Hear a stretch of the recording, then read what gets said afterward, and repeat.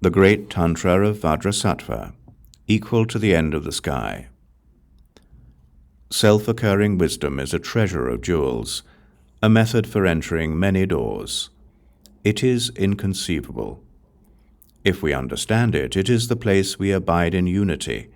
The magnificent methods there are for understanding it, and the transmissions of the Tantras, which arise like the light of the self-luminescent sun, reach into the space of awareness, which encompasses the sky.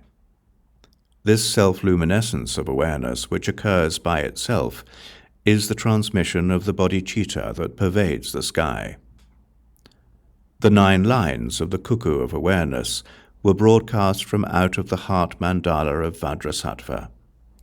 The 20,000 volumes on the 9 spaces were elucidated so that the self-luminescence of the mind itself might be seen. The thing that has 9 is the base of the mind. It is a door from which piles of jewels pour out.